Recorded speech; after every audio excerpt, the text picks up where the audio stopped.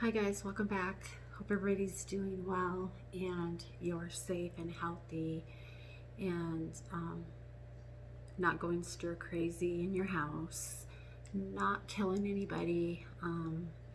And I guess I just want to talk about the obvious, just kind of what's been going on and try to catch up a little bit on that and just kind of touch base on a few things that have been on my mind and some things that I've been kind of struggling with during this time. And so, yeah, I just thought that we could sit down and talk. It's kind of late at night right now, and before I take my makeup off, I wanted to sit down and do this video.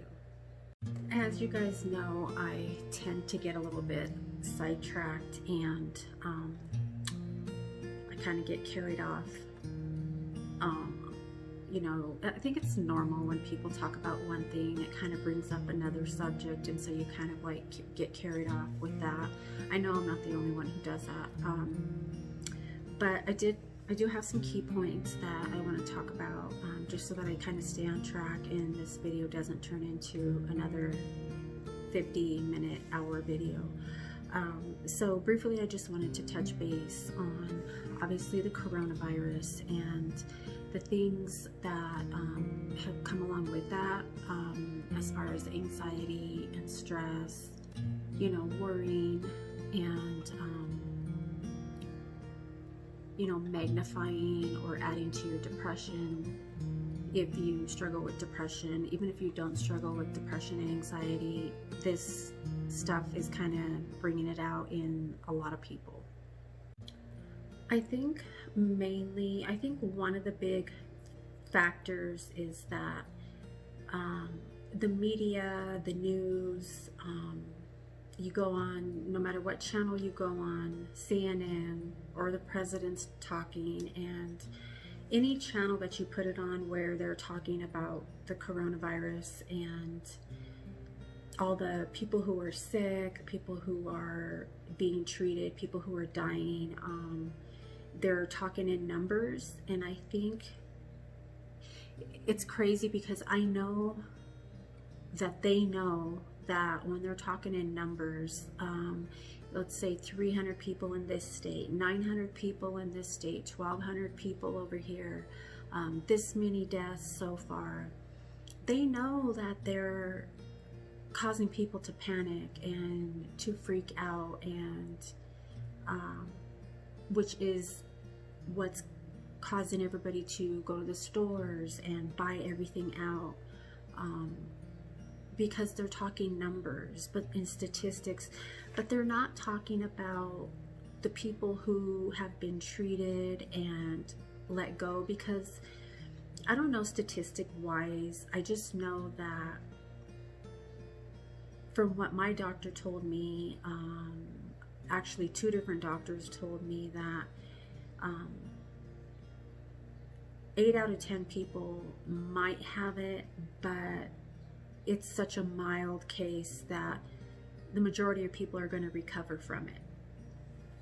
Obviously, if you're really sick and you let it go, you're ignoring all the obvious signs, you're coughing, you can't breathe, and you're just letting it go and go to the point where you have to end up being on like a ventilator or something, like that's a different story. But I think the reason that it's amplifying anxiety and depression and stress is because they're coming at us with numbers. They're coming at us with, we expect this number, we expect it to rise. In our state right now, we're not completely shut down. There's some stores that have closed. The tattoo shops, nail salons, and hair salons, I guess by law, are all supposed to be closed right now, at least for a couple weeks. A lot of the restaurants have changed their hours. A lot of restaurants are doing deliveries. And I think for the most part, and even Walmart, they've changed their hours to where I think they close at like 8 or 9 o'clock at night. So and that's just for now, as far as I know. Obviously, every day something changes. I did go to the grocery store today, and the produce was pretty stocked. There was a lot more meat than there had been. And I did go to a different grocery store. Thank God I have several grocery stores around me. So I did go to a different one today and picked up pretty much the majority of, if I were to have to be quarantined 100%, I would probably be okay for about 10 to 12 days, food-wise, toilet paper-wise, antibacterial-wise. So I've really been staying home. Again, I went to the store today. I ran there, got my stuff, didn't talk to anybody, tried to stay away from people, and just got my stuff and went. And it just felt so good to get outside and just get the fresh air. And you know, I kind of rolled my windows down and just, you know, it wasn't real warm today, but I just wanted that cold air just to hit me and just to breathe fresh air. You know, thankfully we could still go outside. I mean, I think everybody can still go outside, even if you are quarantined. You can go out on your balcony, or, you know, take a walk around the block. Like, nobody's stopping you from doing that. And that, I think, will help depression and anxiety a lot. It's hard to get out when you're depressed. It's hard to motivate yourself to do those things. But, you know, a body that, what is it? What's the saying? A body that's at rest stays at rest. Something like that. You know, you have to sort of keep moving. I mean, you can relax and lay around and, you know, watch movies and stuff. But for me, like, I can do those things, but I also have to make sure, you know, things are done. I have to make sure that I'm showered and, you know, I at least have a little bit of makeup on, even if I'm not leaving the house. So, you know, those are things that make me feel better as far as depression and just feeling, I don't know, discouraged. And you know, I'm not watching TV. I'm staying informed, but I'm not obsessing over it. I'm making sure that I know exactly kind of like what's going on in my state, and not listening to the numbers, because again, the media, they know that the numbers is what's freaking people out. So I don't know why they're not coming at it. And you have to remember that they're just telling us what they want us to know. There's probably so much more that we don't know, but we probably really don't want to know, because with what they're telling us, with the information they're giving us now, I mean, that's causing everybody to freak out. So if you're still seeing people at the store with masks, running around with the masks, that aren't doing any, unless they're sick. I mean, if they're sick, they shouldn't be out, period. You know, I know they say if you're sick, put a mask on, but don't go anywhere. Like, don't go out, because it's not protecting anybody. So they even have a guy, one of the employees, wiping down all the grocery carts, so that when you, I mean, I'm sure it's not like this all day long, but when I went, he was wiping down grocery carts, and then he would, you know, give you a grocery cart when you came in. Of course, I wiped it down again, and I carry wipes in my pocket and hand sanitizer. But, you know, it's just a lot of common sense, really. So try not to pay too much attention to the media and the news. Try to unplug a little bit, and again, stay informed, but don't obsess over.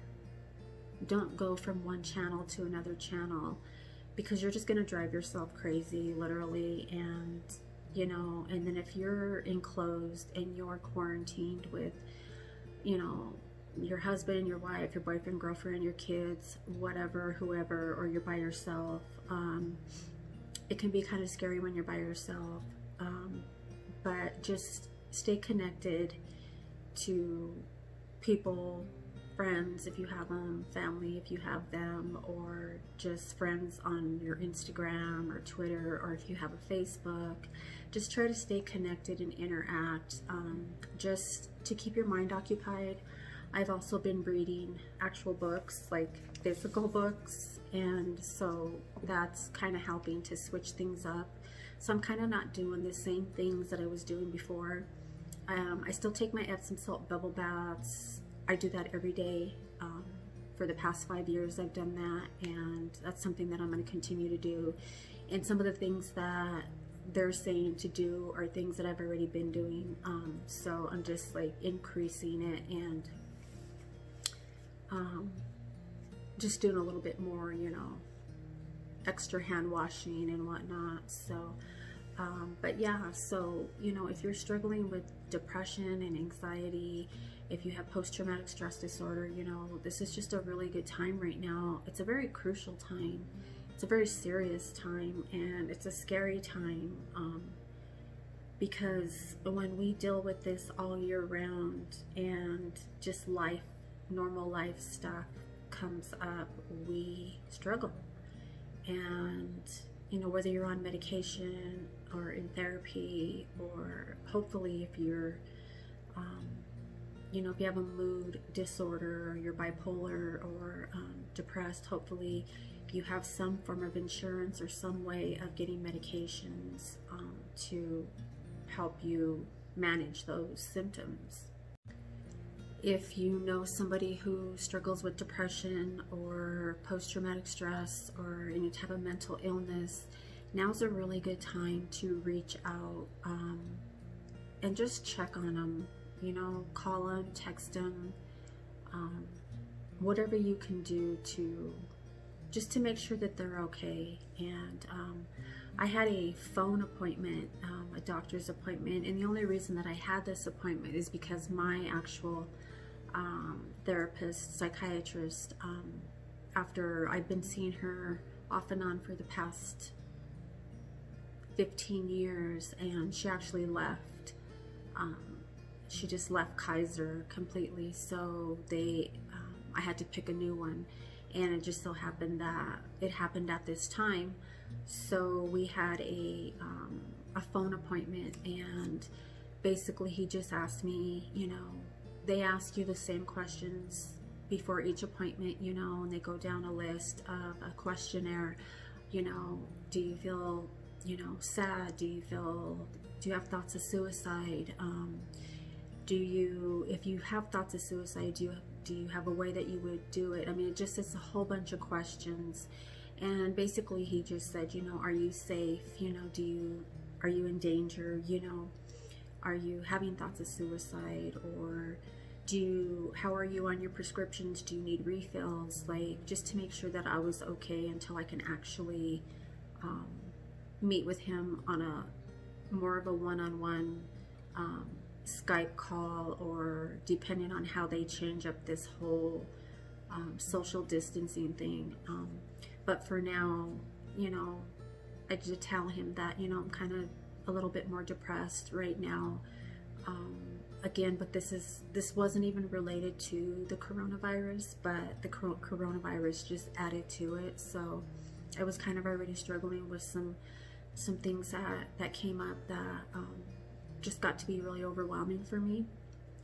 And so I just told him, you know, no, I'm not in danger, but you know, I am really sad. And you know, again, there's a lot of people, pretty much, I don't know anybody who is really happy about what's going on right now, but a lot of people are affected by it. And even if you're not sick, it's going to affect a lot of people. Lost their jobs, a lot of people are out of work. I don't know what it's going to do to our economy. I don't know what it's going to do to, they're supposed to be trying to pass some law about, they're supposed to give like a supplement income. I don't remember how much it was, like $1,000, and to where people wouldn't have to pay rent or mortgage for like a month or two, or their utilities. But I don't know exactly what the current status is of that, but you know, that's a real hardship on people. So You know, even if you're not struggling with mental illness of any kind, you know, that's causing a lot of stress and anxiety, because, I mean, that's a lot of people. It's a lot of lives that, children and elderly people. So yeah, it's just been really rough for everybody, but I just really wanted to check in and just, you know, kind of make sure, I don't know, I want to make sure everybody's okay. At the same time, I'm kind of struggling, dealing with my own stuff too, but I'm, you know, taking steps to get me through those moments. And again, I just repeat myself over and over, but I do a lot of meditation. I found a really good guided meditation. It's a 21-minute meditation, and sometimes I'll wake up with an actual anxiety attack. That's part of the post-traumatic stress, where you fall asleep, have trouble staying asleep. You have nightmares. I have nightmares every single night. A lot of times I wake up with nightmares, and that's kind of how I start my day. So I kind of always start my day off, probably 5 days out of the week, I start my day off with an actual panic attack. Not to the extreme where I'm like passing out, but waking up with my heart racing, and yeah, it's not a good way to start your day. So that is part of the post-traumatic stress, and I'm trying, I don't know if that'll ever go away. It's been like that for years. I'm hoping that this morning I was having really bad nightmares before I woke up, but then I rolled over and kind of went back to sleep, and I can tell myself, you know, I can pull myself out of them a lot of times, but it's just not fun. It's tiresome. I don't really get good rest. So, you know, when you're waking up and going to sleep and you have that interrupted sleep, it's actually worse than not getting any sleep. I mean, it doesn't sound like it makes sense, but it really, interrupted sleep is actually the worst sleep that you could have. So checking in on people is important. You know, even if there are people that aren't depressed, just check on your loved ones, check on friends, check on somebody that maybe you know that doesn't have any family, or it's not gonna hurt you to check on people. Like, you know, I'm checking on the people that I know need to be checked in on, and I just think it's important right now for us to come together, and a lot of people still aren't coming together, and unfortunately this isn't an eye-opener when it's supposed to be an eye-opener, and it's supposed to, you know, kind of slap us back into reality and prioritize, and you really see like what's important, and you realize what's important and what's not, and you really appreciate the little things. And of course I do, I'm sure a lot of people do, but there's a good handful of people who still are living in their bubble of chaos, because it's just where they're at in their life right now, and there's nothing we can do to move them along or to wake them up and like, hey, wake up, like, this is what's going on. Like, all that stuff it's been that way, you know, forever. Nothing's changed, nothing's different. There's more important things going on right now, but in some people's lives, their little drama cycle is just going to continue. So those of us who are aware and who do care, we need to do what we can do, because if we all together come together, it's going to make a big difference. It'll stop the panic, it'll slow the panic down, if nothing else. And so, I mean, we've been through worse. Like, we have been through worse. Think of all the like older people, the old people who've been through like wars and so much worse, when they didn't even have treatments or medications to treat people of certain diseases. A lot of people died, but there's also a lot of people who survived, and we're going to get through this too. You know, this too shall pass, and you just have to stay strong the best you can. Keep your faith, and you know, if you're a believer, then you know that God has his hand on our lives, and he already knows what's happening, what's going to happen. And you know, we really just have to try to stand still and just trust and know that, you know, let God be God and know that he has it all under control. But when we don't trust God, we get into our flesh, and that's what makes us panic. That's what makes the people go and hoard all the toilet paper and buy up all the stuff. And then the elderly people don't have stuff, and some of them don't have family to help them. So we have to try to, you know, we have to try to be the one to step in and, you know, go above and beyond for people. It's, you know, it's always better just to be there for somebody who doesn't have anybody or doesn't have anything.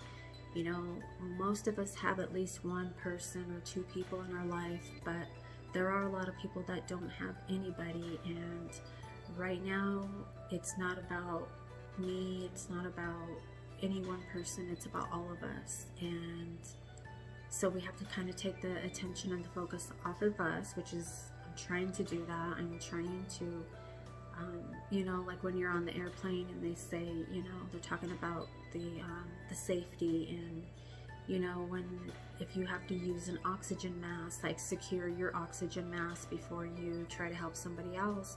And that's what we have to do during this time.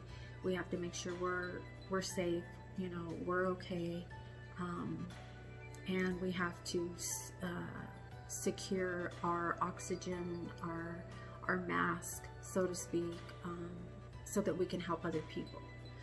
So, you know, you guys, I'll check back and just do fun things. Try to do fun things if you can. Play games. You know, I feel bad for homeless people right now. I'm hoping the shelters are helping a little bit more than usual.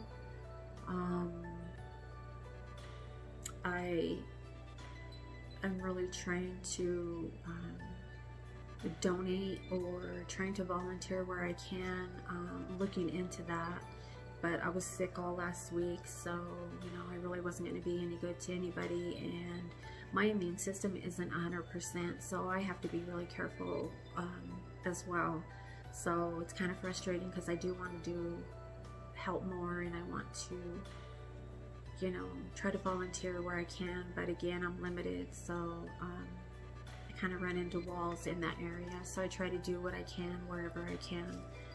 But anyway, guys, I just wanted to touch base with you guys and do a little mental health check-in. I'll leave some phone numbers down in the description box if you're in need or you're struggling. Please take advantage of that and call somebody, or you know, if you're looking for clothing or, you know, a hot meal, I can leave that down in the description box. Just for the state of Colorado, I can leave a national hotline for mental health. So let me know what you guys think. Let me know your thoughts and what you're doing to deal with your anxiety and your stress and your depression and maybe your financial situation. And, you know, some of us are going through really, really hard times, dealing with a mental illness, and then maybe you're getting let go from your job, or they're cutting your hours. It's going to impact, it's going to hit really hard. So just be aware, be prepared to the best of your ability, and know you're not alone. And you know, there's a bunch of angels out here that are going through the same thing, and you know, we just have to catch each other, pick each other up, and, you know, we can't let anybody, you know, fall to the side. We have to be there to catch you and catch each other in this time. So yeah, let me know your thoughts, and I will check back with you guys. I love you. I appreciate you. Thank you so much for watching and listening, and subscribe to my channel if you have not already. And yeah, I guess that's gonna do it for tonight's video. I love you. I appreciate you. God bless you. Stay safe, stay healthy, and I will see you in my next one. Bye, guys.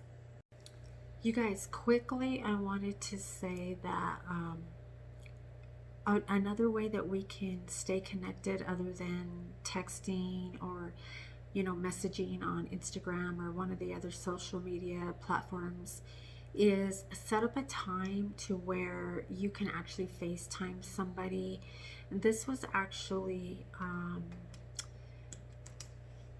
I actually learned about this through my in-laws, yeah. So my youngest daughter's husband's mom, we were supposed to, and I feel really bad, we were supposed to have coffee last week, but I was so not feeling good at all, and I have to actually call her and set that up. But set up a time where you can actually do a FaceTime and just have coffee and talk as if you're at a restaurant or if you're sitting in your own home.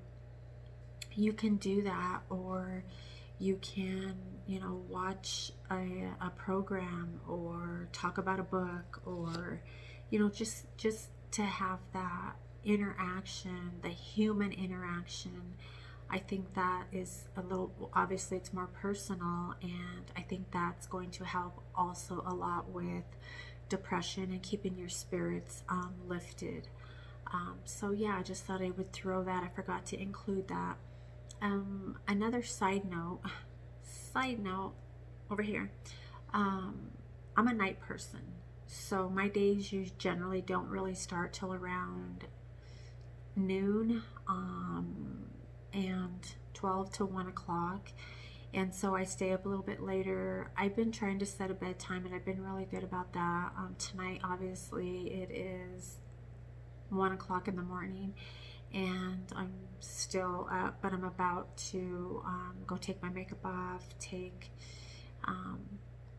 actually I already took my medicines that I have to take at night, so really just get my water and put it to the side of my bed, and I've already got kind of like my pajamas on, so yeah. Anyway, you guys, yeah, that's gonna do it. I just wanted to jump back on, and I forgot about that idea, but it's a great idea, and I hope you guys find it helpful, and I think that it's going to be really helpful in this process. So that's gonna do it, and I'll see you in my next one. Bye.